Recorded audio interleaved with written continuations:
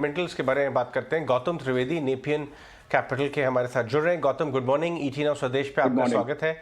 Good Gautam, morning. Last 24 hours में जिस तरह से क्रूड प्राइसेस कोलैप्स किए हैं, जिस हिसाब से ग्रोथ पैंग्स के बारे में कमेंट्री आ रही है, चाहे वो आईएमएफ की हो, चाइना की लो ग्रोथ सेट की है 91 से, जर्मनी ने अपनी ग्रोथ काटी है, तो लोगों को ये लग रहा है कि फेड उतना हार्श और इतना हॉकिश शायद ना जाए। ये आपको थोड़े साइंस लास्ट कुछ 2-3 दिनों में इंप्रूव होते हुए नजर आए हैं? जो मैक्रो कंसर्न्स का peak of pessimism last week था, वो थोड़ा बेहतर हुआ है क्या आपके हिसाब से? मेरे हिसाब से मैक्रो कंसर्न्स बेहतर नहीं हुआ है और ओके। मुझे लगता नहीं है कि आने वाले कल में इतनी जल्दी सिचुएशन इंप्रूव होगी। इसकी कई वजह हैं। नंबर वन, ऑफ कोर्स कि जो रशिया और यूक्रेन की वॉर बेकरार चालू है, वो मतलब लगता तो नहीं है कि आने वाले हफ्ते या 10 दिन में खत्म हो जाएगी। दूसरा ये प्रॉब्लम है कि जो सैंक्शंस अमेरिका और वेस्टर्न यूरोप ने जो इम्पोज की है रशिया पे, ये सैंक्शंस शायद जो लड़ाई खत्म भी हो जाए, वॉर खत्म भी हो जाए, लेकिन ये सैंक्शन मुझे लगता है कि कम से कम 1 साल तक तो रहेंगे ही, जब तक एक कुछ फैसला ना होए कि ये रशिया पे इवेंचुअली वेस्टर्न कंट्रीज को क्या करना है। तो ये सैंक्शंस की वजह से जो हमने not only crude crude oil, लेकिन आप देखिए कि गेहूं, कॉर्न, कमोडिटीज, एल्यूमिनियम, निकल, ये हर एक कमोडिटीज में जहां रशिया दुनिया का श्रेष्ठ नहीं तो नंबर 2 या नंबर 3 प्रोड्यूसर है, ये पूरा जो ट्रेड है उसकी वजह से मुझे लगता है कि कमोडिटी प्राइस इन्फ्लेशन जो जो महंगाई आई है वो रहेगी और जाएगी नहीं। जो सप्लाई साइड कंस्ट्रेंट है रशिया और यूक्रेन की वजह से, वो चलता रहेगा और मुझे लगता नहीं है कि सिर्फ अपने को या मार्केट को क्रूड पे फोकस करना चाहिए। आप पूरी कमोडिटी बास्केट को देखिए और तब जाके आपको अंदाज होगा कि फेड जो रेट्स बढ़ाएगा, मैं मुझे लगता है कि 50 बेसिस पॉइंट्स तो शायद करेंगे। जो 50 बेसिस पॉइंट करेंगे तो किसी को सरप्राइज नहीं होनी चाहिए, किसी को आश्चर्य नहीं होना चाहिए, क्योंकि ये पूरा कमोडिटी बास्केट फेड देखती है, not only crude oil. Right. Gautam, एक सवाल उठ जी। रहा है इस समय, वो है एफआईआई सेलिंग पे। अभी हमने डेटा देखा कि एफआईआईज ने इस बार जो सेलिंग की है लास्ट 12-13 महीने में, वो हिंदुस्तान के स्टॉक मार्केट की हिस्ट्री में सबसे बड़ी सेलिंग है, ऑलमोस्ट $36 बिलियन, जबकि $28 बिलियन की जीएफसी के टाइम पे थी। उसके बाद ही बाजार काफ़ी रेजिलियंट रहा। उसके फैक्टर्स को आप कैसा देखते हैं? और आप खुद भी एक एफआईआई रह चुके हैं, तो आपको उनका थिंकिंग थॉट प्रोसेस काफ़ी समझ में आता है। आपका क्या व्यू बन रहा है यहाँ से? श्रिंक होएगी एफआईआई सेलिंग या ये सस्टेन करेगी? देखिए, ये समझना चाहिए कि एफआई सेलिंग शुरू क्यों हुई, और ये भी मुझे लगता है कि let's get to the core issue कि भाई क्या वजह क्या थी। जब मार्केट 2020 में मार्च में, जब मार्केट का बड़ा ग्लोबल करेक्शन आया, नॉट जस्ट अपना मार्केट लेकिन ग्लोबली जो करेक्शन आया, वो करेक्शन में आप देखिए कि करीबन मार्च 2020 में ग्लोबल मार्केट्स हिट बॉटम। उसके बाद हमारा जो मार्केट है, अपना निफ्टी जो मैं देखूं, तो निफ्टी हैज गॉन अप 144%। ठीक है, till 18th of October last year. तो 18 अक्टूबर 2021 तक 144% राइज आया निफ्टी में। लेकिन उसके बाद करेक्शन शुरू हो चुका, और एफ आप देखिए 2021 कैलेंडर ईयर की मैं बात कर रहा हूँ, with the exception of India, India को छोड़ के हर एक इमर्जिंग मार्केट में एक्चुअली सेलिंग आया था। इंडिया टिका रहा क्योंकि there was a hope that कि चाइना प्लस वन की वजह से इंडिया में एफडीआई आएगा, एफआईआई इंटरेस्ट आएगा। लेकिन जो वैल्यूएशन, और वो अभी भी आने वाला है, मैं नहीं बोल रहा हूँ नहीं आएगा, लेकिन सवाल ये उठता है कि जब वैल्यूएशन महंगे हो जाते हैं, तब एफआईज भी सोचते हैं कि भाई बाकी इमर्जिंग मार्केट सस्ते हो रहे हैं और हम लोग इंडिया में क्यों डाल रहे हैं। तो उसकी वजह से वो सेलिंग शुरू हो गया। और उसके बाद जो आपने बात सही कही कि इतना सेलिंग मतलब इंडिया की हिस्ट्री में हमने कभी देखा नहीं है। अभी ये सेलिंग मुझे लगता तो नहीं है एज ऑफ नाउ कि रुकने वाला है, और सेलिंग बरकरार रहेगा। और उसकी ये भी वजह है कि इंटरेस्ट रेट हाइक, जो हम अभी बात कर रहे थे फेड के बारे में, कि इंटरेस्ट रेट हाइक इस साल जो आने वाली है, और अलग अलग रिसर्च रिपोर्ट्स, अलग अलग इकोनॉमिस्ट के एस्टिमेट्स है, एनीवेयर फ्रॉम कि भाई 4 रेट हाइक आएंगे, कोई बोल रहा है कि 7 रेट हाइक आएंगी बिटवीन नाउ एंड दिसंबर। लेकिन जितनी भी रेट हाइक आएगी, उसके उसके साथ इक्विटी का जो अट्रैक्शन है वो धीरे धीरे कम होगा। सिमिलरली अपने आप इंडिया में देखिए, अब आपने पूछा कि इतना सेलिंग के बावजूद भी अपना मार्केट टिका रहा है, और फ्रॉम द पीक हम लोग सिर्फ 18% का करेक्शन आया है। उसकी वजह यह है कि डोमेस्टिक म्यूचुअल फंड्स में पैसा हर महीने 15 से 20 से 25 हजार का इन्वेस्टमेंट आ रहा है into domestic mutual funds from retail investors. इसके अलावा रिटेल इन्वेस्टर्स खुद भी अपने आप via discount brokerages, whether it is Zerodha, ICICI direct वगैरह, उसमें से भी खुद निवेश कर रहे हैं। और ये निवेश जो रिटेल इन्वेस्टर्स का है, इधर डायरेक्ट और वाया म्यूचुअल फंड्स, वो भी बरकरार रहेगा, क्योंकि एज ऑफ नाउ इन्वेस्टमेंट के लिए कोई ऑल्टरनेटिव नहीं है।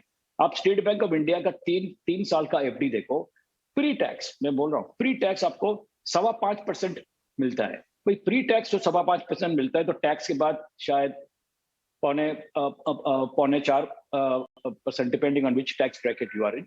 तो इन्वेस्टर्स को भी यही लग रहा है कि भाई फिक्स्ड इनकम में रिटर्न नहीं मिलने वाले हैं, तो फिर इंक्रीमेंटल पैसा कहाँ डालें। और इसकी वजह से मुझे लगता है कि जब तक आरबीआई इंटरेस्ट रेट्स बढ़ाए नहीं, और बढ़ाए मतलब ऐसा नहीं कि 25 बेसिस पॉइंट्स या 50 बेसिस पॉइंट्स, जब तक इंटरेस्ट रेट्स करीबन 150 से 200 बेसिस पॉइंट्स ना बढ़े इंडिया में, तब तक मुझे लगता है इक्विटी इन्वेस्टमेंट बरकरार रहेगा from domestic mutual funds. All right, morning Gautam, pleasure to have you on the show. Priyanka here. Absolutely, इसी से रिलेटेड मेरा क्वेश्चन भी था, क्योंकि अगर इंडिया में सेलिंग हुई, आउटफ्लोज हुए हैं एफआईज के थ्रू, तो इमर्जिंग मार्केट्स में भी हुआ है। इंडिया चाहे भले ही एक्सपेंसिव की जाए, चाहे आप उनकी फॉरवर्ड अर्निंग देखो, वैल्यूएशन एक प्रीमियम पे है, ये सारी पॉइंट्स वेल टेकन है। लेकिन क्या आपको लगता है कि एफआईज और where is this money going, ये आउटफ्लोज कहाँ जाएगा?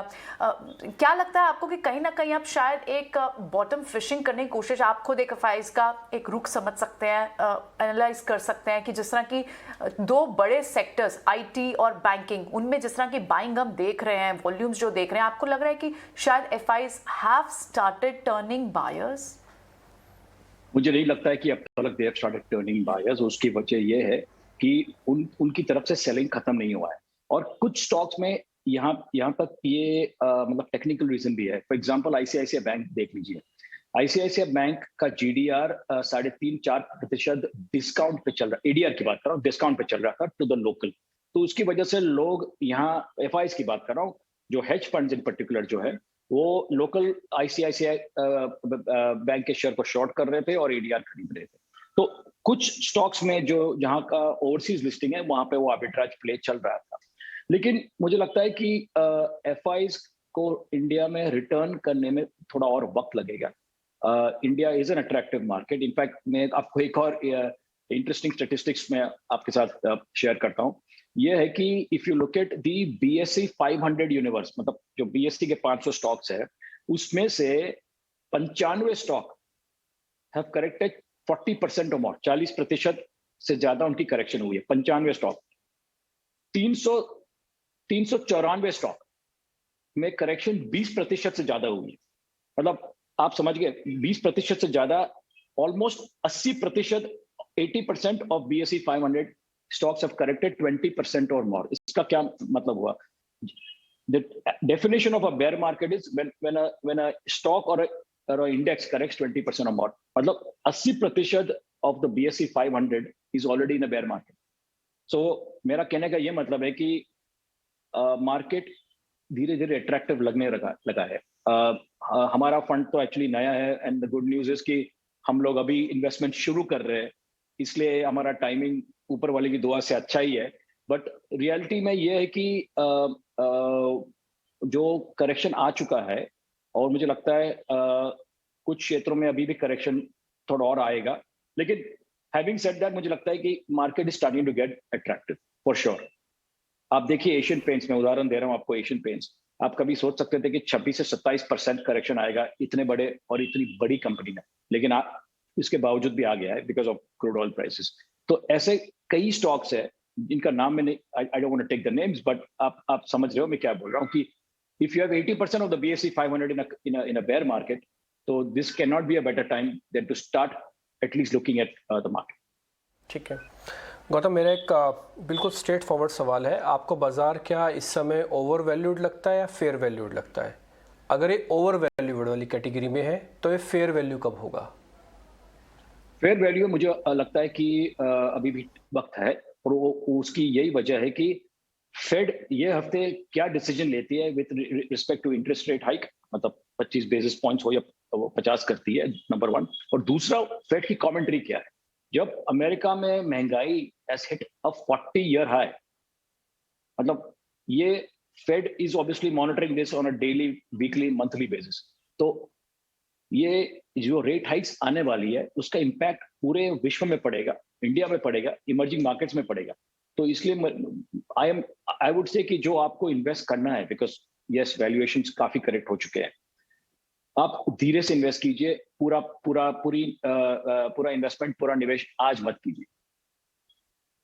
आपका जो पोर्टफोलियो कंस्ट्रक्शन है उसका फ्लेवर अगर आप दे सकें। श्योर, आपने बताया कि अभी आप प्रोसेस में है डिप्लॉयमेंट के, बट आपका मॉडल पोर्टफोलियो किस तरह का लगता है? देखिए, हम लोग एक्चुअली जो हमारा फंड है वो प्राइमरीली मिड कैप फंड है, Napier and long term opportunities fund. और ये फंड में हम लोग जिस तरह से इन्वेस्ट करते हैं, वी लुक फॉर ट्रिगर्स, एक इवेंट या ट्रिगर जो स्टॉक को ऊंचाई पे ले जा सकता है। सो फॉर एग्जांपल मैं आपको देता हूं कि हमारे जो पहला फंड था जो हम लोग ने मतलब बेच दिया और खत्म, मतलब फंड इज लिक्विडेटेड और पैसा हमने लौटा दिया इन्वेस्टर्स को, और हमने फिर दूसरा फंड लॉन्च किया which is the Napier long term opportunities fund number 2। पहले फंड में हमने एक स्टॉक खरीदा था जिसका नाम था जेवी केमिकल्स, और जो हमारा इन्वेस्टमेंट फिलॉसफी है कि वी लुक फॉर कंपनीज जहां पे ट्रिगर होना चाहिए। ट्रिगर में ये हो सकता है चेंज इन सीईओ, मतलब नया सीईओ आ सकता है, चेंज इन ओनरशिप, मतलब ओरिजिनल प्रमोटर बेच के इधर प्राइवेट इक्विटी फंड हो या स्ट्रेटेजिक इन्वेस्टर को बेच के चला जाता है। दूसरा है डी लेवरेजिंग, जब डेट कम हो रहा है कंपनी में। डी प्लेजिंग, ऐसी काफी कंपनियां हैं जिसमें प्रमोटर ने अपने शेयर 80-90% प्लेज कर चुके हैं और स्टॉक में गिरावट आ गई है। उसके बाद प्रमोटर बोलता है ये गलती हो गई और अब मैं इसको अनवाइंड कर दूंगा और pledge I will de pledge it. Emami is a good example, जहां पे आपने देखा होगा कि स्टॉक काफी पिट गया था, करीबन 70% गिरावट आई थी वो स्टॉक में, लेकिन अभी उसके बाद stock has done very well because promoter ने पूरा उनका जो शेयर्स प्लेज थे वो डिप्लेज कर दिया। तो हम लोग, और ऑफ कोर्स एमएनए भी जो हो सकता है, फाइनेंशियल रिस्ट्रक्चरिंग, तो we look for this sort of events in a stock. तो एक्चुअली आप देखने जाए तो हमारा मॉडल पोर्टफोलियो काफी मोस्ट फंड से काफी अलग है वैसे। तो हम लोग, फॉर एग्जांपल मैं आपको जेबी केमिकल्स का उदाहरण दे रहा था कि पिछले फंड में हमने जेबी केमिकल्स इसलिए खरीदा कि promoter group has decided to sell, वो लोग निकल गए और उन्होंने विश्व की सबसे one of the biggest private equity fund KKR का private equity arm came and took over the entire company, और दे बॉट अबाउट 51%, 51% केकेआर ने ले लिया, और उसके बाद स्टॉक वहां से डबल हो चुका। तो मेरा कहने का ये मतलब है कि हम लोग का पोर्टफोलियो कंस्ट्रक्शन मोस्ट फंड से काफी अलग है, और हम लोग ट्रिगर बेस्ड इन्वेस्टमेंट करते हैं, और टिपिकली हमारा होल्डिंग पीरियड 2 से 3 साल होता है। राइट गौतम, पिछले साल हमने देखा कि सेकेंडरी मार्केट से बहुत पैसा प्राइमरी मार्केट में गया, भी बहुत एक्शन भी रहा, और वहाँ भी हमने एक अच्छी खासी सेलिंग देखी कई सारे नए लिस्टेड स्टॉक्स में। लेकिन इस साल आप किस तरह से देख रहे हैं प्राइमरी मार्केट में एक्शन? कौन से बड़े नेम्स होंगे जिन्हें आप फोकस करेंगे, जिन्हें एनालाइज करना चाहेंगे? LIC का IPO भी बस अब से कुछ दूर ही है। देखिए, जो पिछले साल और उसके पहले भी 2020-2021 में जो IPO का जो मार्केट था, वो जो तेजी आई, मुझे लगता है 1.5 से 2 लाख करोड़ का टोटल कैपिटल रेज हुआ। लेकिन ये साल इट लुक्स वेरी डिफिकल्ट। मुझे लगता नहीं कि इससे आधा भी होए तो it will be a big achievement. और LIC को मैं साइड में रख रहा हूँ, मैं सिर्फ नॉन LIC की बात कर रहा हूँ। सो मुझे लगता है कि it's be a very difficult time to raise capital for companies, because market correction mode में है और करेक्शन मोड में रहने वाला है, बिकॉज रेट हाइक्स ग्लोबली आने वाली है। It's not limited only to America, it will be India में भी आएगी, क्योंकि सब जगह जो महंगाई की हम लोग ने इनिशियली जो शुरुआत में बात की, वो महंगाई ऐसा नहीं है कि 3 या 4 हफ्ते में गायब हो जाएगी। ये महंगाई है। उसके आप ये भी सोचिए, ये रशिया और यूक्रेन की लड़ाई के पहले भी सप्लाई चेन इश्यूज की वजह से महंगाई तो शुरू हो ही चुकी थी, और रेट हाइक की बात 2 महीने से या 3 महीने से चल रही थी कि रेट हाइक्स अभी फेडरल रिजर्व अमेरिका में शुरू करेगा। तो ये रशिया और यूक्रेन का वॉर की वजह से महंगाई और भी बढ़ने वाली है, और that's the problem which I see going forward. और इसकी वजह से मुझे लगता है आईपीओ मार्केट में आपको बहुत सिलेक्टिव रहना पड़ेगा। आप देखिए, पिछले साल में कई टेक कंपनियां, उनका आईपीओ हो गया, उनका नाम मैं नहीं लूंगा, लेकिन उसके बाद वहां भी आपने देखा क्या गिरावट हो चुकी है।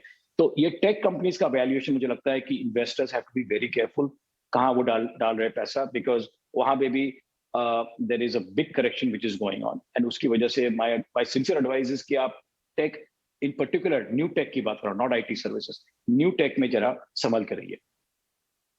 बहुत शुक्रिया, थैंक यू वेरी मच। आज अपने समय दिया, अच्छे से बताया कि मार्केट्स में इस समय कैसे देखना चाहिए बाजार को। बहुत बहुत शुक्रिया, थैंक यू वेरी मच।